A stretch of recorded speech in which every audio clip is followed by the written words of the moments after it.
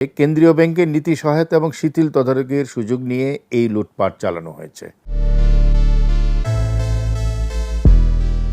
সবাইকে স্বাগত জানাই জার্নাল পর্যালোচনায়, সঙ্গে আছে সৈয়দ ইশতিয়াক রেজা। আওয়ামী লীগ আমলে আর্থিক খাতে যে ব্যাপক লুটপাট হয়েছে তার রেশ যেন কাটছেই না। আপনারা জানেন 5টি শরিয়া ভিত্তিক ব্যাংককে সরকার একত্রিত করে একটি ব্যাংক করার চেষ্টা করেছে। সেটা নিয়ে ব্যাংক রেজুলেশন অধ্যাদেশ হয়েছে, সে আইন পাশ হয়েছে। তারপরে এখন একটা নতুন যাত্রা করতে যাচ্ছে ব্যাংকগুলো। তারা কি একসাথে হবে নাকি আলাদা থাকবে সেটা কিছুদিন পরে বোঝা যাবে। কিন্তু একই রকমভাবে 6টি নন ব্যাংক আর্থিক প্রতিষ্ঠান অর্থাৎ লিজিং কোম্পানির অবস্থাও কিন্তু খুব দুর্বিষহ।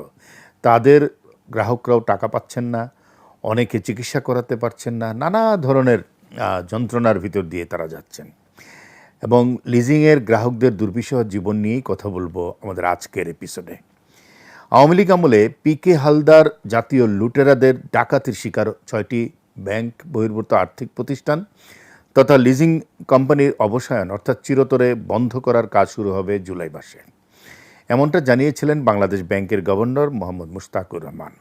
কেন্দ্রীয় ব্যাংক আশা করছে চলতি বছরের জুলাইয়ে 6টি ব্যাংক বহির্ভূত আর্থিক প্রতিষ্ঠান অবসানের জন্য অর্থ মন্ত্রণালয় থেকে টাকা পাওয়া যাবে। অর্থ বিভাগ দুইভাবে অর্থ ছাড় করবে বলে জানা গেছে। প্রথম ধাপে 2,600 কোটি টাকা এবং দ্বিতীয় জুনের মধ্যে দ্বিতীয় ধাপে আরও 3,000 কোটি টাকা দেওয়া হবে। প্রথম কিস্তি অর্থ পেলেই সংশ্লিষ্ট প্রতিষ্ঠানগুলোতে প্রশাসক নিয়োগ করা হবে। তাদের প্রধান কাজ হবে ব্যক্তি আমানতকারীদের টাকা ফেরত দেওয়া। এরপর আদালতে গিয়ে প্রতিষ্ঠানগুলোকে লিকুইডেশন অর্থাৎ অবসায়নের ব্যাপারে সিদ্ধান্ত নেওয়া। গত 27 জানুয়ারি বাংলাদেশ ব্যাংকের বোর্ড 6টি আর্থিক প্রতিষ্ঠানের অবসায়নের সিদ্ধান্ত নেয়। একই বৈঠকে আরও 3টি প্রতিষ্ঠানকে পরিস্থিতি সামাল দেওয়ার জন্য 3 থেকে 6 মাস সময় দেওয়া হয়। ব্যাংক খাতের মতো আওয়ামী লীগের বিগত 15.5 বছর শাসনামলে বাংলাদেশের লিজিং খাতেও নজিরবিহীন লুটপাট হয়েছে।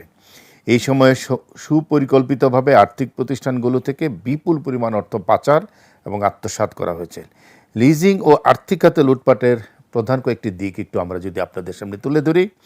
একটা হলো পিকে হালদারের নজিরবিহীন কেলেঙ্কারি। এই ব্যক্তি বাংলাদেশের আর্থিক খাতকে বিনষ্টকারীদের অন্যতম একজন হোতা এবং তিনি এখন পালিয়ে দেশের বাইরে ভারতে গ্রেফতার অবস্থায় আছেন। আওয়ামী লীগ শাসনামলে লিজিং খাতের সবচেয়ে বড় লুটপাটের নায়ক এই প্রশান্ত কুমার হালদার, যিনি পিকে হালদার নামে পরিচিত।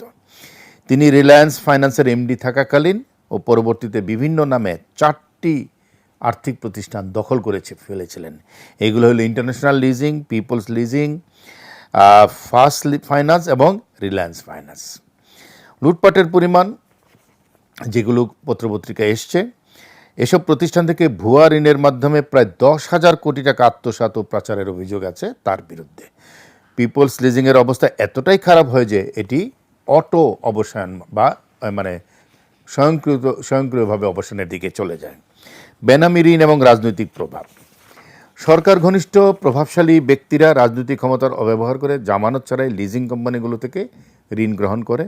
বাংলাদেশ ব্যাংকের তদন্তে দেখা গেছে অনেক ক্ষেত্রে অস্তিত্বহীন বা কাগজের কোম্পানি নামে হাজার হাজার কোটি টাকা বের করে নেওয়া হয়েছে এবং এগুলো করেছে পিকে হালদারের মতো আরও অনেকে এবং এগুলোকে সহযোগিতা করেছে কেন্দ্রীয় ব্যাংকের অতি উচ্চ পর্যায়ের লোকজন। আর্থিক খাতের বর্তমান সংকটের প্রভাব সাংঘাতিকভাবে পড়েছে আমাদের সমগ্র অর্থনীতিতে।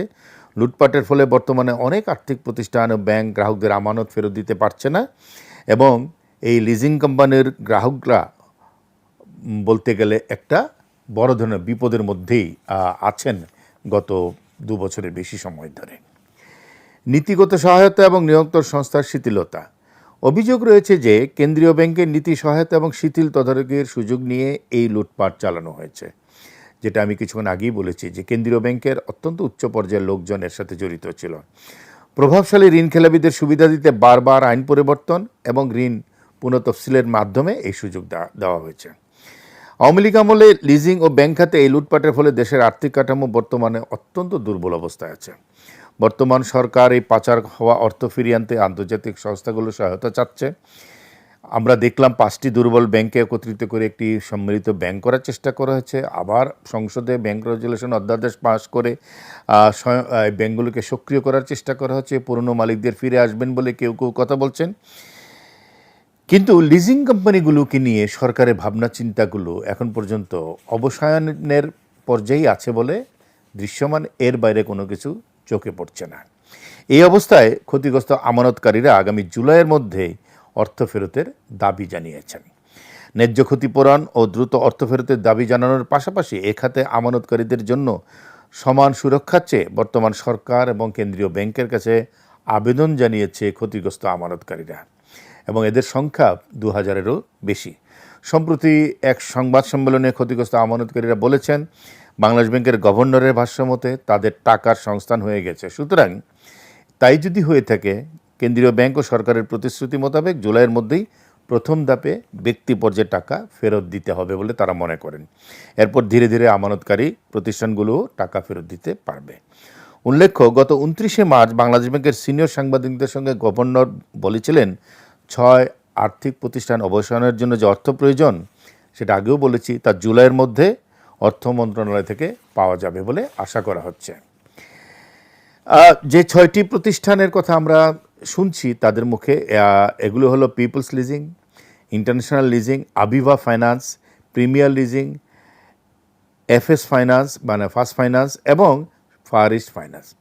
2014 সাল পরবর্তী সময়ে এই আর্থিক প্রতিষ্ঠানগুলো লুটপাটের শিকার হয়। পরিচালনা পর্ষদ এবং ব্যবস্থাপনা কর্তৃপক্ষের যোগসাজশে বেনামি বিভিন্ন কোম্পানির নামে এসব প্রতিষ্ঠান থেকে টাকা বের করে নেওয়া হয়। এক্ষেত্রে নেতৃত্বের ভূমিকায় ছিলেন কুখ্যাত প্রশান্ত কুমার হালদার, যিনি পিকে হালদার নামে পরিচিত।